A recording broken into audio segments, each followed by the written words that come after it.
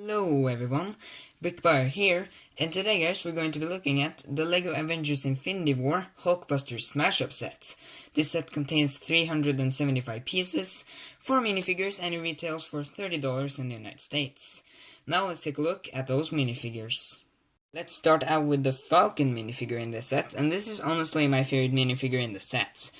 I really like both the printing on the front of his torso and his head, which look really good, both of those. I also do like his back torso printing, but my favorite part about him is actually his second face print. Which you can see, it's just a normal face without the goggles, which is really cool. I really like that, and that's a great way to kind of distinguish him from our previous Falcon minifigures. So yeah, this is a really good looking minifigure. And here he is with his wings. Now these wings are very long, like, it's hard to even be able to see them all on the phone, but you can see you can see them if I put them very far away, which is kind of insane. This time, LEGO decided to do something interesting and make the wings brick built, because as you can see here with the one from the 2016 Civil War set, this one has molded wings, which this one has brick built wings, which is quite an interesting change indeed. And while it has grown on me, I do still prefer the old wings. And also, these wings uses 4 stickers, which I think is kind of ridiculous since I'm not a sticker guy. But anyways, yeah, that's it for the Falcon minifigure. Here is Bruce Banner, and this is the same version of him that came out in the Thor Ragnarok set. And honestly, I do kind of wish they would update some things about this figure, like the clothes he's wearing doesn't really appear in the movies, and his hairpiece should have like gray, a little bit gray on them, because his hair is kind of gray in the movies. That's okay though, because I do like the printing on this jacket, even though it isn't really accurate, and I do really like his second expression, which is him turning into the Hulk, which is really cool. But yeah, I just kind of wish they would try and update this figure, but I guess it doesn't matter too much. So here is one of Thanos' children. This is Proxima Midnight. Now this is another figure that I have kind of grown to like. It's not amazing or anything, but it's decent. I do like the printing on her front of her torso and her face print, which if you turn her around and take off her very cool hairpiece, which this is definitely the best part of the figure. Really interesting hairpiece, and I don't think this will ever be reused. Or maybe it will, who knows. Her back painting is pretty decent as well, but I do like her second expression, which is this angry one. That looks really cool. She also has one golden arm, which I think makes her a little bit more special, and though I am kind of disappointed with her weapon. It doesn't really look like this in the movie, but that's not too big of a deal. Then guys, last but probably least is the Outrider minifigure. Now this one is not exclusive because it also came out in 2 other sets in the Infinity War wave, but it's still a really cool figure. I really like the printing on the front of his torso and his head. I also like the printing on the back of his head as well, and if you take off his head and this really cool, I don't even know what this is called, but this thing that attaches the arms to, you can see it actually has some really cool back printing as well. Just some really good, just kind of goon minifigures in these sets, honestly. But yeah guys, that is it for the minifigures of this set. Now let's move on to the builds. Let's start out with the side build of this set, which is this, I don't even know what this thing is called. Either way, it's a vehicle, or I guess turret thing for the villains. And this doesn't appear in the movie, but I do like some things about it. I do really like getting this Next Knight's shield piece in purple, in translucent purple as well. That's pretty cool.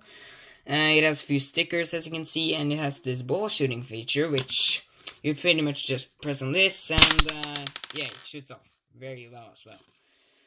And in the back, you can see it has this little container right here, which, if you open that up, you can see it can hold the Infinity Stone of the set, which is the Soul Stone. Not really screen accurate to the movie, but it's really cool. And also, this is how the Infinity Stones are packaged. You get 3 extra and you pretty much just punch them out, which is really generous of LEGO to give you 3 extra ones. You can also fit one of the Outriders on his little ball shooting thing. So yeah, that is pretty much it for this build. Then guys, the main attraction itself, the Hulkbuster. Now if you compare this to the one from Age of Ultron, which, yes, I know I am missing a few pieces there. I know you don't need to yell about it in the comments. But you can see if you compare them side to side, you can see there are quite a few differences. And I think I actually prefer this one. I just think it's a better build in general. You can see its legs can move like this, and it can also move up and down. Its toes can move actually, which is quite funny indeed. Its legs can also move around like this, or feet, I'm sorry. You also have 2 arms. This arm you can just move kinda how you want. And the second arm right here, you can also move up and down, but this is actually a play feature, where this thing on the back, you can actually rotate it to make him kind of punch. I guess that's what you call it. So you can kind of make him punch this build right here by doing this. Oh, I'm sorry. By doing this. There you go. So that's actually pretty cool. I do also really like this dome that they use for the kind of helmet itself. And that's really cool. It's pretty similar to the one from Age of Ultron's, but it's not exactly the same. And you can also see, you can also open it up like this. And you can fit Bruce Banner in there.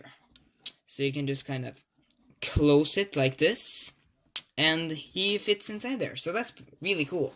Either way, just really like this build. And as a kind of sucker for a mechs, this is really cool to have. And to display, because, you know, I can't display this thing because I'm missing a few pieces to it.